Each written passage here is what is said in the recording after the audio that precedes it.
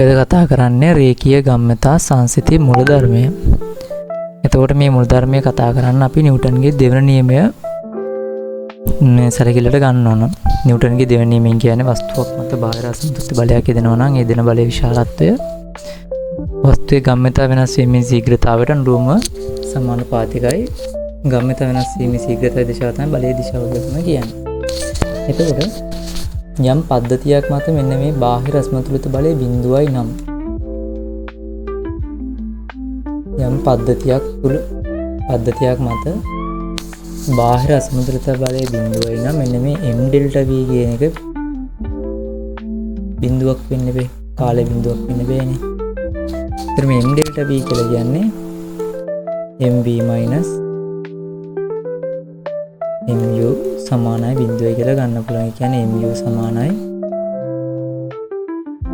mv. ඒතර මේ තියෙන්නේ පෙරමුළු ගම්‍යතාව පද්ධතියේ පෙරමුළු ගම්‍යතාව පසුමුළු ගම්‍යතාවට සමානයි කියන එක තමයි කියන්නේ. පද්ධතියක් මත බාහිර අසමතුලිත බලයක් ක්‍රියා කරන්නේ නැත්නම් ඒ පද්ධතිය ආරම්භයේ තිබ්බ ගම්‍යතාව පද්ධතිය අවසානයේදී තියෙන්නත් ඕන. උදාහරණයක් බෝම්බයක් පිපිරෙන අවස්ථාවේදී බෝම්බය පිපිරෙන කලින් තිබ්බ ගම්‍යතාවම තමයි බෝම්බය පිපිරලා අවසානයේදී තියෙන්නේ. ඒ වගේ උදාහරණ රියල් වර්ල්ඩ් එකේ තියෙන ඕන තරම් පද්ධතියක් මත බාහිර අසමතුලිත බලයක් ක්‍රියා කරන්නේ නැතුව පද්ධතියක අභ්‍යන්තරයේ සිදුවන ක්‍රියාවලියක්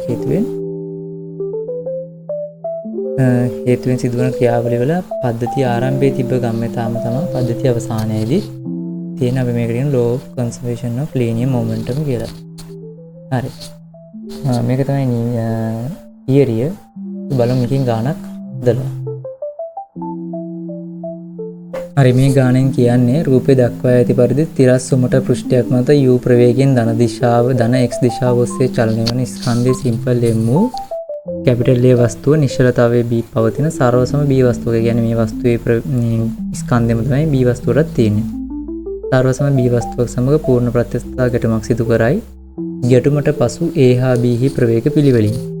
ඊට මෙතන මේ පූර්ණ ප්‍රත්‍යස්ථතා ගැටුමක් කියලා කියන්නේ අනිවාර්යෙන් ගැටීමේදී චාලක ශක්තිය හානියක් වෙන්නේ නැහැ. ඒතකොට පූර්ණ ප්‍රත්‍යස්ථ ගැටුමකදී මෙන්න මේ වස්තුවේ තියෙන සම්පූර්ණ චාලක ශක්තිය හානියක් නොවි මෙයා ලබා ගන්නවා.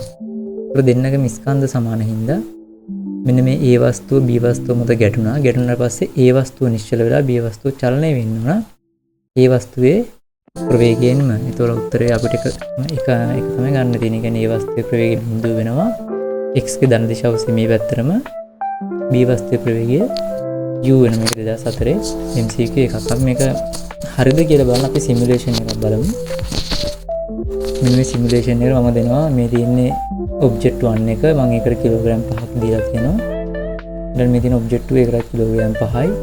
මම මේකට ප්‍රවේගය දෙන්නම්කෝ වෙලොසිටි එක 9යි කියලා. එතකොට මෙන්න මෙයා රෙස්ට් එකේ ඉන්නවා. මෙයා ආවිලා මෙයා ගැටෙනවා. ගැටුණාට පස්සේ මෙයා නිශ්චල වෙනවා. මෙයා ගිහින් යන්න ඕන 9. අපි බලමු මේක එනවද කියලා. මේ ප්‍රවේගය එනවද කියලා බලමු අපි.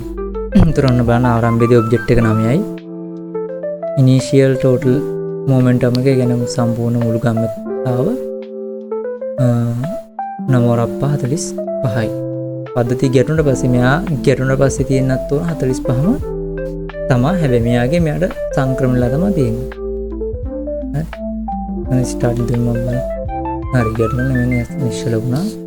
ඒතර ඔබ්ජෙක්ට් 1 එක 0 වෙලා තියෙනවා. මෙයා 0 වෙලා තියෙනවා. තප්පරෙට මෙතන බිඳුවයි.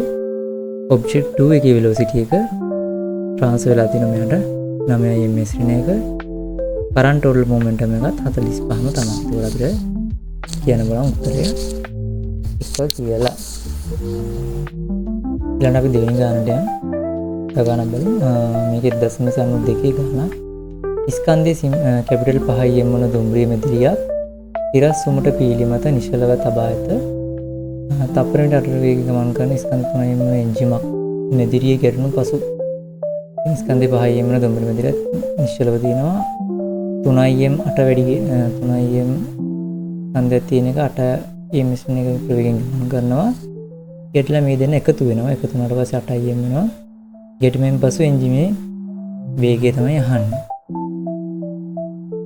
එතකොට අපි මෙන්න මේකට දාමු රේඛීය ගම්‍යතා සංස්ථිති මූලධර්මය දාමු. රේඛීය ගම්‍යතා සංස්ථිති මූලධර්මය මේ දිශාවට ඒවා ලියන්න ඕන ගණන් හදනකොට. ඔය 5m නිශ්චලව තියෙන එකෙන් 2 බිඳුවයි 8 වැඩි කිරීම 3m පද්ධතිය සම්පූර්ණයෙන්ම එකතු වුණාට පස්සේ 8යි m 5m 8යි එකතු වෙන 8im වෙනවා. ඊට පස්සේ පද්ධතිය පොදු ප්‍රවේගය v කියලා ගමු. පුරාට එනවා මට එනවා v සමානයි 3ms ඍණ 1 කියලා. අපිට උත්තරේ ගන්න වෙන්නේ 2 කියලා. හරි.